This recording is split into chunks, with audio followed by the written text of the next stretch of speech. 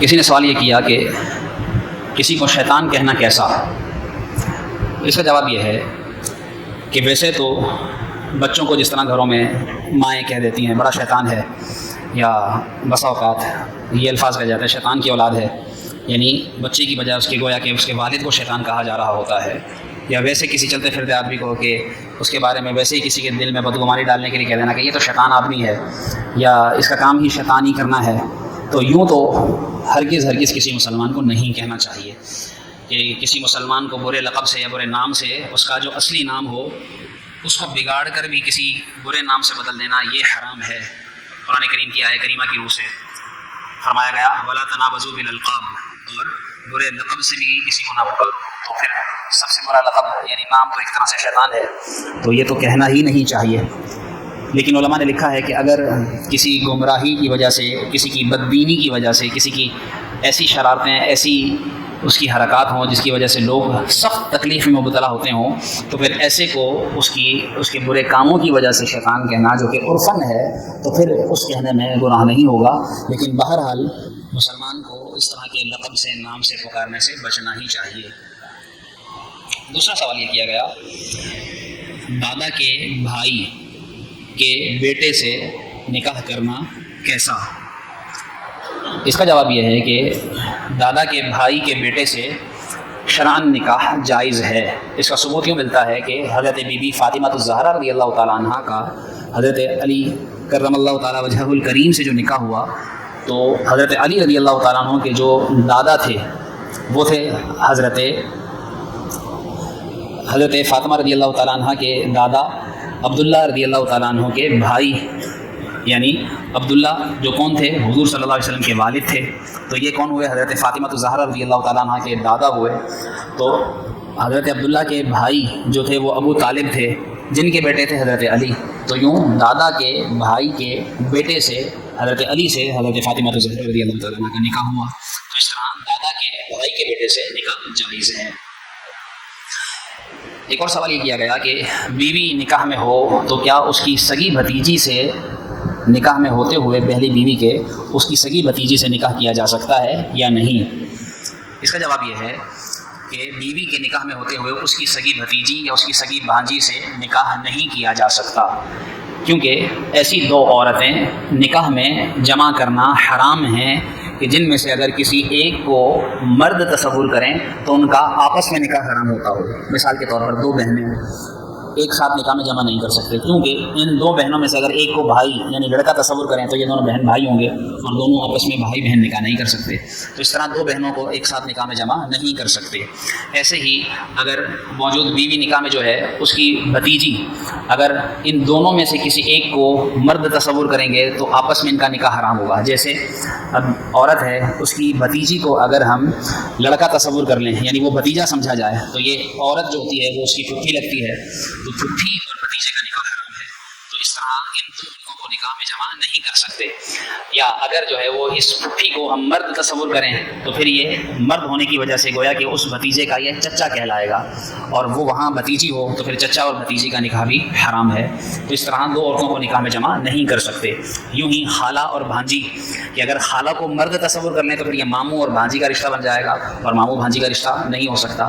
ایسے ہی بھانجی کو اگر لڑکا تصور کر لیں یعنی بھانجا سمجھ لیں تو پھر خالہ اور بھانجے کا نکاح آپس میں نہیں ہو سکتا. تو کلیہ قاعدہ یہ ہوا کہ دو ایسی عورتیں جن میں سے ایک کو مرد اگر سمجھا جائے تو ان کا آپس میں نکاح حرام ہو، تو ایسی دو عورتوں کو مرد ایک ساتھ اپنے نکاح میں جمع نہیں کر سکتا. اگلا سوال یہ کیا گیا نماز میں سورتوں کو ترتیب سے پڑھنا چاہیے، لیکن اگر کوئی سورتوں کو ترتیب سے نہ پڑھے، سورت الٹی پڑھ دے، جیسے پہلے آتی ہے سورہ فیل اس کے بعد ہے سورہ قریش، تو اگر کوئی پہلے سورہ قریش پڑھ دے اور بعد میں سورہ فیل ترتیب الٹ کر دے تو ایسا کرنا کیسا؟ یاد رکھیے کہ جان بوجھ کر ایسا کرنا تو مکروہ تحریمی ہے. اور حضرت عبداللہ بن مسعود رضی اللہ عنہ سے روایت بھی ملتی ہے کہ اگر کوئی جان بوجھ کے ایسا الٹی صورت پڑھتا ہے تو کیا وہ نہیں ڈرتا اس بات سے کہ اللہ تعالیٰ اس کا دل الٹ دے؟ یہ وعید بیان کی گئی ہے. تو اس لیے جان بوجھ کر تو صورتوں کی ترتیب الٹی نہیں کرنی چاہیے. لیکن اگر بھول کر کوئی نماز میں ایسا کر دے، جیسے بعض ائمہ حضرات سے بھی ایسا ہو جاتا ہے، تو یاد رکھیے کہ بھول کر ترتیب الٹی کر دینے سے نہ تو یہ وعید لازم آئے گی اور نہ ہی ایسا حکم ہوگا کہ بھئی نماز ہی نہیں ہوئی. نماز بھی ہو جائے گی، یہ قراءت کا واجب ہے، اور یہ ہرگز جو ہے وہ جان بوجھ کر نہیں کرنا چاہیے اس طرح کی ترتیب الٹی ہو جائے. ترتیب درست رکھی جائے، لیکن اگر کوئی بھولے سے نماز میں کر بھی دیا کسی نے تو نماز بہرحال ہو جائے گی. اسی طرح صورتوں کے متعلق ایک سوال یہ بھی کیا گیا کہ ایک ہی رکعت میں 2 صورتیں پڑھنا کیسا؟ اس کا جواب یہ ہے کہ ایک ہی رکعت کے اندر ترتیب سے فرض میں تو کم از کم 2 صورتیں نہیں پڑھنی چاہیے. فرضوں میں تو یہی ہونا چاہیے کہ ایک رکعت میں ایک ہی صورت پڑھی جائے. لیکن اگر کوئی پڑھ بھی رہا ہے 2 صورتیں اس نے پڑھنی بھی ہیں فرضوں میں، جیسے امام تو جماعت میں نہ پڑھے. ایک آپ نے شاید کبھی نہیں دیکھا ہوگا کہ فرض میں امام نے ایک ساتھ 2 صورتیں پڑھی ہوں، میں نے نہیں دیکھا آج تک، تو پڑھنی بھی نہیں چاہیے. لیکن اگر کوئی پڑھ بھی دے گا تو اس میں بھی کوئی حرج نہیں ہے، نماز ہو جائے گی، کوئی حرج کی بات نہیں ہے. کیونکہ یہاں پر ایک تھوڑا سا عوامی ذہن ذکر کرنا چاہوں گا کہ بعض ایسی چیزیں ہوتی ہیں کہ جو انسان کے اپنے علم میں نہیں ہوتی، اور اپنا علم نہ ہونے کی وجہ سے بسا اوقات اہل علم کو بھی جاہل تصور کر لیا جاتا ہے، حالانکہ علم خود کو نہیں ہوتا. جیسے کسی کے بارے میں کسی نے مستند شخص نے واقعہ بتایا کہ انہوں نے، جو طالب علم تھے، امام صاحب تھے، وہ طالب علم تھے، علم حاصل کر رہے تھے، بھی پڑھ رہے تھے، درس نظامی کر رہے تھے، تو وہ نماز پڑھاتے تھے کہیں. تو انہوں نے کسی جگہ، ان کے استاد صاحب نے حدیث میں انہیں پڑھایا کہ نماز کے بعد امام کو لوگوں کی طرف رخ کر کر بیٹھنا چاہیے. اور سنت یہ ہے، یعنی حضور صلی اللہ علیہ وسلم کا طریقہ یہ ہوا کرتا تھا کہ آپ صلی اللہ علیہ وآلہ وسلم دائیں جانب منہ کر کے بیٹھا کرتے تھے. تو جب امام دائیں پھرتا ہے تو دائیں طرف جو صف والے لوگ ہوتے ہیں ان کی طرف چہرہ ہو جاتا ہے. تو ایک تو یہ آدھا مڑنا کہ یہ آدھا حصہ لوگوں کی طرف ہو، ایک ہے پورا لوگوں کی طرف گھوم کر بیٹھ جانا، جیسے میں آپ کے سامنے بالکل سامنے چہرہ کر کے بیٹھا ہوا ہوں، بالکل سیدھے رخ ہو کر بیٹھ جانا. تو یہ بھی ثابت ہے. اور پھر حدیث میں یہ بھی بیان کیا گیا کہ آپ صلی اللہ علیہ وآلہ وسلم نماز کے بعد کبھی کبھی بائیں جانب منہ کر کر بھی بیٹھتے تھے، یعنی الٹی طرف منہ کر کے. اب وہ طالب علم نے حدیث پاک پڑھی، وہ نماز پڑھانے گئے جس مسجد میں، انہوں نے جو ہے سوچا کہ چلو جی میں اس سنت پر عمل کروں، اور وہ بائیں جانب منہ کر کے بیٹھ گئے. اب دعا سے فارغ ہوئے تو مسجد کی انتظامیہ کے چند افراد آپس میں کھڑے ہوئے بات کرنے لگے کہ جی آج تو امام صاحب نے، ہم نے آج تک کسی کو بائیں طرف منہ کر کے بیٹھتے تو نہیں دیکھا. اب چونکہ ان کو خود تو پتہ نہیں تھا، لیکن بہت سے لوگوں کی، عوام کی عادت ہوتی ہے کہ جو بس مجھے پتہ ہے وہ صحیح ہے، جو مجھے نہیں پتہ وہ غلط ہے. یاد رکھیے کہ 30 سال حدیث پاک پڑھانے والے علماء، مفسرین، محدثین سے بھی جب کوئی بات پوچھی جاتی کہ بھائی حدیث میں ایسا آیا ہے، تو 30 سال سے جو پڑھا رہا ہو اندازہ لگائیے اسے کتنا پڑھایا ہوگا، کتنی حدیثوں پر جانتا ہوگا، وہ عبور رکھتا ہوگا. لیکن وہ بھی جواب میں یہی کہتے تھے کہ اگر کوئی ایسی حدیث ہے جو تم بتا رہے ہو تو ممکن ہے کہ ہو میرے علم میں نہیں ہے، تو مجھے پتہ نہ ہونا اس بات کی نشانی نہیں ہے کہ وہ ہے ہی نہیں. جیسے ان کمیٹی والوں نے کیا کہ جی وہ کھڑے ہو گئے کہ جی ہمیں تو نہیں پتہ، ہم نے تو نہیں دیکھا، تو یہ تو امام صاحب نے نیا کام کر دیا. تو انہوں نے امام صاحب لوگوں سے ملاقات کر کے جب تک وہاں تک پہنچے تو انہوں نے کہا کہ آپ کل سے نماز پڑھانے نہیں آئیے گا، آپ کو تو اتنا بھی نہیں پتہ کہ نماز کے بعد منہ کس طرف کر کے بیٹھتے ہیں. حالانکہ ان کو خود نہیں پتہ تھا یہ بات کہ یہ حدیث سے ثابت ہے. تو اس طرح بعض لوگوں کو خود پتہ نہیں ہوتا، اور پتہ نہ ہونا یہ سمجھ لیتے ہیں کہ ہمارا پتہ نہ ہونا ہی صحیح ہے، کہ ہمیں نہیں پتہ جو مسئلہ، تو بس وہی بات جو صحیح ہوگی جو ہمیں پتہ ہوگی، جو ہمیں نہیں پتہ وہ بات ہی غلط ہے. ایسا نہیں کرنا چاہیے. اسی طرح بعض لوگ جو ہے وہ 2 صورتوں کے درمیان اگر آپ نے کبھی کسی کو پڑھتے دیکھ لیا تو ایسا نہیں کہ نماز نہیں ہوگی، نماز ہو جائے گی. ہاں، کرنا یہ نہیں چاہیے کہ امام جو ہے وہ فرضوں میں ایک ہی صورت پڑھے ایک ہی رکعت میں. اگر 2 صورتیں اس نے ایک رکعت میں پڑھ بھی دی نماز ہو جائے گی. ایسے ہی میں یہاں سے پہلے جب کسی اچھی سوسائٹی میں امامت کرتا تھا تو وہاں ہر طرح کے، ہر مذہب کے، ہر فقہ کے اور ہر مسلک کے لوگ آتے تھے. تو انہوں نے کہا کہ جی فجر کی نماز میں آپ کبھی سجدہ تلاوت بھی کروائیں. اب یہاں اگر کبھی نماز میں، کبھی آپ نے نہیں دیکھا ہوگا کہ فرض نماز میں کوئی امام ایسی آیت تلاوت کر دے جو سجدہ تلاوت والی آیت ہو، اور وہ جو ہے وہ نماز کے اندر سیدھا جو ہے وہ سجدے میں چلا جائے، تو پیچھے والے تو لوگ یہی کہیں گے کہ آج امام صاحب کو کیا ہو گیا. تو ان کو نہیں پتا کہ اس نے سجدہ تلاوت کیا ہے. اب وہ اس کے قرینے سے سمجھ جائیں شاید کہ سیدھا سجدے میں گیا ہے، تو شاید اس وجہ سے کہ سجدہ تلاوت والی آیت پڑھی ہے تو اس وجہ سے سجدہ کر رہے ہیں. تو اس لیے ہر جگہ کو دیکھ کر ہمیں کوشش یہ کرنی چاہیے کہ ہم اپنے علم کو بڑھائیں، ہم اپنے علم میں اضافہ کریں، ہم دین کا علم حاصل کریں. یہ جتنی باتیں آپ کے سامنے بیان ہو رہی ہیں جو اٹھ کر چلے جاتے ہیں تو ان کو پتہ نہیں ہوں گی، اور جتنے یہاں بیٹھے ہیں دیکھیں ہر کوئی مکمل عالم نہیں ہوتا کہ وہ سب کچھ جانتا ہو. میں بھی سب کچھ نہیں جانتا، بہت ساری چیزیں بلکہ بہت ساری کیا شاید میں 10% کیا 5% بھی نہ جانتا ہوں، 99% چیزیں مجھے نہ پتہ ہوں. لیکن ہمیں کوشش تو کرنی چاہیے اضافہ اپنے علم کو بڑھانے کی. لیکن جو لوگ کوشش ہی نہیں کرتے، سیکھنے سیکھنا ہی نہیں چاہتے تو پھر ایسے لوگوں کو ذرا غور کرنا چاہیے کہ وہ دین سے کتنا دور ہیں۔ علم سے انسان کو برکتیں ملتی ہیں، علم انسان کو عزت دلاتا ہے، علم سے انسان کا وقار بڑھتا ہے، تو اس لیے یہ ساری باتیں ذہن میں رکھیے۔ دوبارہ سوال یہ تھا کہ 2 صورتیں ایک رکعت میں پڑھ سکتے ہیں، اور اگر کسی نے پڑھ دی تو نماز ہو جائے گی، لیکن فرض میں نہ پڑھی جائیں، نفل میں پڑھ سکتے ہیں، جس طرح تراویح میں پڑھی جاتی ہیں 2 صورتیں، جب آخری دنوں کی رکعتیں ہوتی ہیں، تراویح ہوتی ہیں تو اس میں اما پارا پڑھا جاتا ہے، تو ایک رکعت میں 2 3 صورتیں پڑھی جاتی ہیں، تو اس طرح نوافل میں تو حرج نہیں ہے، فرض میں یہ کرنا چاہیے کہ ایک رکعت میں ایک ہی صورت پڑھی جائے۔ ایک اور سوال یہ کیا گیا کہ بعض لوگوں کو جب کہا جاتا ہے کہ بھائی آپ لوگ دین کے مطابق یا شریعت کے مطابق عمل کیا کریں کہ یا آپ پر جو ظاہری احکام لازم ہیں ان پر عمل کیا کریں، تو جواب یہ دیتے ہیں کہ جی ہم تو صوفی ہیں اور صوفی کا کوئی مذہب نہیں ہوتا، یا جی ہم تو اللہ والے ہیں، ہمیں تو مسجد میں آنے کی ضرورت ہی نہیں ہے، ہم تو گھر پہ ہی، ہم تو مکے میں ہی نماز پڑھ لیتے ہیں، تصور میں ہماری نماز جو ہے وہ کعبے میں ہو جاتی ہے، مدینے میں ہو جاتی ہے۔ بعض جو ہے وہ ایسے جاہل پیر بھی ہوتے ہیں کہ جو اپنے مریدوں کو اتنا پاگل بناتے ہیں کہ جی تم نماز پڑھو، تمہیں مسجد جانے کی ضرورت ہے، ہم اللہ والے ہیں، ہم تو آنکھ بند کرتے ہیں اور مدینے میں پہنچ جاتے ہیں۔ تو اس طرح یہ کہنا کیسا کہ جی ہم تو صوفی ہیں اور صوفی کا تو کوئی مذہب ہی نہیں ہوتا۔ یاد رکھیے کہ کوئی کتنا بھی بڑا ہو، جب اللہ کے نبی صلی اللہ علیہ وآلہ وسلم بھی شریعت سے بے نیاز نہیں تو پھر کسی صوفی کی، کسی ولی کی کیا حیثیت رہ جاتی ہے شریعت سے بے نیاز ہونے کے معاملے میں؟ جب جس پر جو شرعی حکم لازم ہوگا وہ اس کو عمل کرنا ہوگا۔ صوفی کوئی کتنا بھی بڑا ہو وہ مذہب سے آزاد نہیں ہو سکتا، اگر خود کو مذہب سے آزاد کہے گا تو پھر تو وہ کافر ہو گیا، کیونکہ دین اسلام ہی ایسا مذہب ہے جس کو ماننا ہر صوفی کے لیے ضروری ہے۔ کتنا بھی بڑا صوفی ہو اس کا مسلمان ہونا پہلے شرط ہے، اس لیے صوفی کا مذہب ہوتا ہے اور صوفی کا مذہب ہونا چاہیے، اور بلکہ اس کو بتانا چاہیے کہ میں صوفی بعد میں ہوں، مسلمان پہلے ہوں۔ ایسے ہی اپنے عقائد و نظریات بھی جہاں بتانا پڑیں اپنا مسلک انسان کو ظاہر کرنا چاہیے۔ یہ کہنا کہ جی میں تو سب کو مانتا ہوں، جی سب صحیح ہیں، یہ بھی بہت غلط ہے۔ ہمارے اسلاف اس معاملے میں بڑے متصلب تھے، یعنی بڑے پختہ عقیدے رکھنے والے تھے۔ جو ہمارا نظریہ ہو ہمیں اس پر ڈٹ کر اپنے موقف کو بیان کرنا چاہیے، ہمیں اس پر شک نہیں ہونا چاہیے۔ اگر ہم خود شک پر رہیں گے، شک میں پڑے رہیں گے تو پھر بتائیے عمل کہاں سے کریں گے؟ کیونکہ شک والا عمل نہیں کر پاتا، عمل وہی کرتا ہے کہ جس کا یقین پختہ ہو۔ تو اس لیے علماء لکھتے ہیں، کسی کے بارے میں نے سنا کہ اپنے نظریات میں، اپنے عقائد میں، اپنے دین میں تمہیں اپنے بوڑھے لوگوں کے اور خاص طور پر عورتوں کے، جو بوڑھی عورتوں کے جو نظریے ہوتے ہیں، آپ دنیا سے ادھر سے ادھر ہو جائے، بوڑھی اپنی بات سے نہیں ہٹے گی، اس نے جو اپنے بچپن سے لے کر دیکھا چاہے وہ غلطی کیوں نہ ہو، لیکن وہ اپنی بات پر قائم رہے گی۔ اس طرح فرمایا گیا کہ تم اس طرح اپنے دین پر قائم رہو جس طرح بوڑھی عورتیں اپنے بچپن کی باتوں پر، اپنے نظریات پر قائم رہتی ہیں۔ تو اس لیے مسلمان کو چاہیے کہ اپنے دین پر ڈٹا رہے، کوئی بھی مسلک ہو، کوئی بھی مذہب ہو، خاص طور پر صحیح العقیدہ مسلمان ہو تو پھر اس کو چاہیے کہ وہ جھجکنا اپنا مسلمان ہونا ظاہر کرنا، یا اپنا ایسا مسلک بیان کرنا کہ جس سے کسی کو یہ لگے کہ یہ جو ہے اگر بیان کر دے گا تو نہ جانے کیا ہو جائے گا۔ کہے کہ میں صحیح العقیدہ وہ مسلمان ہوں جس مسلمان کو اللہ اور اس کے رسول نے بیان فرمایا ہے، قرآن و حدیث میں جس کو بیان کیا گیا ہے، اور وہ سارے نظریات و عقائد جب اسے اظہار کرنا پڑے تو وہ کہے کہ میں اس عقیدے کا عامل ہوں، اس عقیدے کا حامل ہوں، اس عقیدے کا پابند ہوں، اس کو ماننے والا ہوں، یہی میرا مذہب ہے، یہی میری دنیا و آخرت ہے۔ اللہ تعالیٰ سے ہمیں دعا بھی کرنی چاہیے، اور ہم دعا کرتے ہیں کہ اللہ تعالیٰ ہمیں اپنے دین پر ثابت قدمی نصیب فرمائے۔ ایک اور سوال یہ کیا گیا کہ چینل پر بیعت ہونا کیسا، آن لائن بیعت ہونا کیسا؟ اس کا جواب یہ ہے کہ یاد رکھیے شریعت میں بیعت ہونے کے لیے ویسے تو اگر سامنے کوئی اللہ والا موجود ہو تو اس کے ہاتھ پر ہاتھ رکھ کر بیعت ہوا جاتا ہے، لیکن اگر کوئی قاصد کے ذریعے کوئی پیغام بھیج دے کہ فلاں اللہ کے ولی کو جا کر کہو میرا نام لے کر کہ وہ مجھے اپنے مریدوں میں شامل کر لیں، تو اس طرح قاصد کے ذریعے یا خط کتابت کے ذریعے بیعت ہونا جائز ہے۔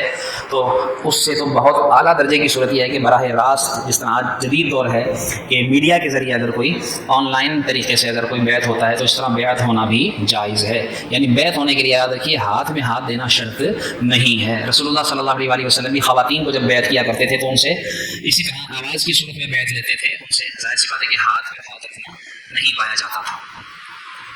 ایک اور سوال یہ کیا گیا کہ جس جگہ کو مسجد قرار دے دیا گیا ہو تو کیا اب اس مسجد کی جگہ کو کسی اور استعمال میں لے سکتے ہیں؟ جیسے وضو خانہ بنانا پڑ گیا تو مسجد جو بن گئی تھی ایک مرتبہ، اب اس جگہ کیا وضو خانہ بن سکتا ہے؟ اگرچہ ادھر ادھر سے مسجد کی توسیع کر دی جائے لیکن اس جگہ کو جو مسجد میں تھی اس کو وضو خانے میں لے لیا جائے، تو اس طرح کرنا کیسا؟ یاد رکھیے کہ جو چیز ایک مرتبہ جو جگہ مسجد قرار دے دی گئی اب وہ تا قیامت مسجد ہی رہے گی، اس جگہ وضو خانہ بھی نہیں بنا سکتے. مسجد کو مسجد ہی رکھنا ہوگا. جو ایک مرتبہ وقف کرنے والے نے یا متولیان مسجد نے مسجد کی جس جگہ کو مسجد قرار دے دیا کہ بھائی یہ حد ہے مسجد کی، یہ مسجد ہے، تو اب اس کو مسجد قرار دینے کے بعد اسے غیر مسجد کے کسی بھی استعمال میں نہیں لے سکتے، یعنی وضو خانہ بھی نہیں بنا سکتے. سنجا خانہ تو بنانا کی دور کی بات ہے. اس لیے یہ احتیاط کرنی چاہیے کہ جو جگہیں خاص طور پر مسجد کی ہوں ان کی حدود کو باقاعدہ اس طرح سے بیان کیا جائے کہ آج ہم تو زندہ ہیں، کل کو ہم مر جائیں گے، لیکن آنے والی نسلوں کو بھی پتہ ہو کہ کون سی جگہ مسجد ہے، باقاعدہ اس کی حدود کا تعین کیا جائے تاکہ کوئی شخص کم از کم مسجد کو غیر مسجد نہ بنا دے. ایک اور سوال یہ کیا گیا، اس کے بعد آپ سوال کیجیے گا. کسی عورت نے اگر یہ قسم کھا لی کہ آئندہ میں اپنے شوہر کو کال نہیں کروں گی یا اس سے بات نہیں کروں گی، جیسے کوئی میکے گئی یا ویسے اس نے کہہ دیا کہ آئندہ میں حرام ہے تمہیں کال کر لوں، فون کر لوں، تو کیا اب اس نے اگر اس کے بعد کال کر لی، فون کر لیا، تو کیا اس کی قسم ٹوٹے گی؟ اس کا جواب یہ ہے جی ہاں. اگر کسی نے اس طرح قسم کھا لی اور پھر عورت نے شوہر کو اس طرح کال کی تو اس کی قسم ٹوٹ جائے گی، اسے قسم کا کفارہ دینا ہوگا. اس طرح مسلمان کو چاہیے کہ اپنی بات کرتے ہوئے اپنے الفاظ پر دھیان دے، بولنے سے پہلے سوچ لے. کہتے ہیں نا کہ پہلے تولو اور بعد میں بولو، اس لیے پہلے تول لینا چاہیے، سوچ سمجھ لینا چاہیے کہ میں کیا کہنے جا رہا ہوں، اس کے بعد پھر کچھ کہنا چاہیے. اس لیے یہ قسم ہو جاتی ہے اس طرح کہنے سے. اور خاص طور پر خواتین بولتے ہوئے لڑائی جھگڑے میں، جب میاں بیوی کا جھگڑا ہوتا ہے، آپس میں انبن ہو، گھروں کے اندر کسی معاملے میں چپکلش ہو، آپس میں رشتہ داروں میں ہو جائے، ویسے ہی دوستوں میں ہو جائے یا کہیں کاروباری لین دین میں ہو جائے، تو بات بات پر لوگ قسمیں کھا جاتے ہیں اور قسم کھانے کے بعد پھر وہ بھول بھی جاتے ہیں. تو اس طرح بعد میں پھر یہ الفاظ کہتے ہیں کہ پتہ نہیں کون سا گناہ ہو گیا، وہ پتہ نہیں کتنی قسمیں توڑے بیٹھا ہوتا ہے، اور قسمیں توڑے بیٹھنے کے بعد اس کا کفارہ بھی نہیں دیا ہوتا، تو ظاہر سی بات ہے کہ اس کو کفارہ تو دینا پڑے گا، گناہ گار ہوگا ورنہ. اس لیے یہ ذہن میں رکھنا چاہیے کہ بات کرے تو اس کو سمجھ لے کہ میں نے کہا کیا. ایک اور سوال یہ کیا گیا کہ عورت اپنا حق مہر معاف کر سکتی ہے یا نہیں؟ جی ہاں، عورت اپنا حق مہر معاف کر سکتی ہے، لیکن شوہر کو چاہیے کہ حق مہر عورت کو اس کا ادا کر دے، اس کو مجبور نہ کرے. اس کے مطالبہ کرنے پر اس کو یہ نہ کہے کہ چھوڑ دو، نہیں، وہ مانگتی ہے تو اس کو اس کا حق مہر دے، نہ اس کو مجبور کرے معاف کرنے پر. وہ اپنی رضامندی سے خوشی سے معاف کرے تو معاف ہو جائے گا، ورنہ یہ شوہر پر ذمہ داری ہے کہ وہ اس کا حق مہر لازمی دے تاکہ وہ بری و ذمہ رہے. آپ کے ذہن میں سوال کو آپ کر لیجیے. چاروں کل کا خلاصہ بیان کیا جائے. بہت اچھا سوال ہے اور یہ معلومات ہونی چاہیے. چاروں کل کے ساتھ ساتھ آخری 10 صورتیں، بلکہ قرآن کی ہر صورت کا کم از کم ہمیں مفہوم پتہ ہونا چاہیے. چلو اتنا یاد نہیں رہتا، کم از کم ان کے نام یاد کر لیں، جن ناموں کی مناسبت سے اس صورت کا نام ہے اتنا ہی پتہ ہو. ورنہ جتنا کم از کم جیسے 10 صورتیں، 4 قل ہو گئے، یا مشہور صورتیں سورہ یاسین، سورہ رحمان، سورہ واقعہ، سورہ دخان، سورہ کہف، سورہ فاتحہ، سورہ یاسین، اس طرح ان چیزوں کو پتہ ہونا چاہیے. تو چاروں قل کا خلاصہ بیان کر دیتا ہوں. سورہ کافرون، کافرون کے نام سے ہی ظاہر ہے، اس میں کفار کی بات کو واضح کر دیا گیا ہے کہ جب انہوں نے کہا کہ اے محمد تم ہمارے دین میں آ جاؤ، تو آپ صلی اللہ علیہ وسلم نے ارشاد فرمایا میں تمہیں اپنے دین میں آنے کا کہتا ہوں اور تم مجھے کہتے ہو کہ میں تمہارے ساتھ کافر ہو جاؤں. تو اللہ تعالیٰ نے فرمایا قل یا ایھا الکافرون، اے نبی آپ ان کافروں سے کہہ دیجئے کہ جن بتوں کو تم پوجتے ہو ان کو میں نہیں پوجتا، اور جس خدا کی میں عبادت کرتا ہوں تم اس خدا کو نہیں مانتے، تو اس لیے تمہیں تمہارا دین مبارک ہو پھر جب تم میری بات نہیں مانتے، اور میرے لیے میرا دین کافی ہے. اور سورہ اخلاص میں اللہ کی وحدانیت کا بیان ہے. قل هو اللہ احد، اس کی ایسی صفات کہ وہ ایک ہے، اللہ الصمد، بے نیاز ہے، لم یلد، نہ اس نے کسی کو پیدا کیا، ولم یولد، نہ وہ خود کسی سے پیدا ہوا، ولم یکن لہ کفوا احد، اور اس کے جیسا برابر کوئی نہیں ہے. جبکہ سورہ فلق اور سورہ ناس دونوں کی ملا کر 11 آیات بنتی ہیں. اس میں اللہ رب العالمین نے مختلف چیزوں سے پناہ کے الفاظ ذکر فرمائے ہیں.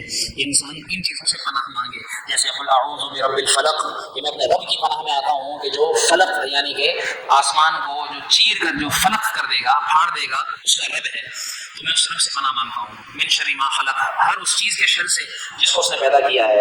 تو اس کی چیزوں میں، اس کی مخلوق میں سے ایسی چیزیں بھی ہیں، بعض مخلوقات جو شر پھیلانے والی ہیں، تو میں اس سے پناہ میں آتا ہوں. من شر ما خلق ومن شر غاسق اذا وقب، اور کہ جب پھونکنے والا جب وہ وقب کرے یعنی کہ جب وہ گرہ لگائے تو میں اس بات سے بھی پناہ مانگتا ہوں.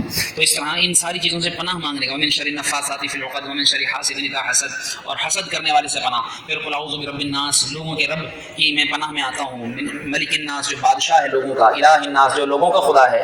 الہ الناس من شر الوسواس الخناس، کہ خناس قسم کے جو شیطان لوگ ہوتے ہیں، کہ چاہے وہ شیطان ہوں یا لوگ ہوں، وہ لوگ جو دلوں میں برائی ڈالتے ہیں. اور وہ لوگ کون ہوتے ہیں؟ من الجنۃ والناس، جو لوگوں اور شیطانوں میں سے، ان سب سے میں اللہ کی پناہ مانگتا ہوں. تو ان 2 صورتوں میں پناہ ذکر کی گئی ہیں. سورہ کافرون میں کافروں کا رد کیا گیا ہے، اور سورہ اخلاص میں اللہ کی وحدانیت بیان کی گئی. سوال یہ ہے کہ نکاح کے بعد ابھی رخصتی نہیں ہوئی، تو اب رخصتی سے پہلے کیا لڑکی اپنے سسرال والوں کے ساتھ یا شوہر کے ساتھ کہیں آ جا سکتی ہے یا نہیں؟ اس کا جواب یہ ہے کہ جب نکاح ہو گیا، اب نکاح کے بعد ان کے درمیان جو شرعی پابندیاں تھیں وہ سب ختم ہو گئی۔ اب عورت شوہر کے ساتھ تو جہاں مرضی جائے، اس کے ساتھ جو مرضی کرے، وہ میاں بیوی ہیں، اب ان کا ملنا بیٹھنا گھومنا پھرنا کھانا پینا ایک ساتھ سونا سب جائز ہے۔ رہی بات سسرال والوں کی، تو جن سے اس کا پردہ ہے، پردہ تو اس کو کرنا ہوگا، چاہے وہ رخصتی ہو بھی جائے تب بھی، نہ ہو تب بھی۔ جن سے پردہ نہیں ہے تو ان سے ظاہر سی بات ہے کہ عورتوں کے ساتھ وہ بیٹھ سکتی ہے، اس میں کوئی حرج بھی نہیں ہے۔ تو اصل تو مسئلہ شوہر کا ہوتا ہے، تو شوہر کے ساتھ وہ بیٹھ سکتی ہے، وہ رخصتی بے شک نہ ہوئی ہو۔ مہر گولڈ یعنی سونے کی صورت میں دیا جا سکتا ہے یا نہیں؟ بالکل دیا جا سکتا ہے۔ جو چیز مہر بن سکتی ہے، یعنی جو چیز اسلام میں قیمت بن سکتی ہے، وہ چیز مہر میں دی جا سکتی ہے۔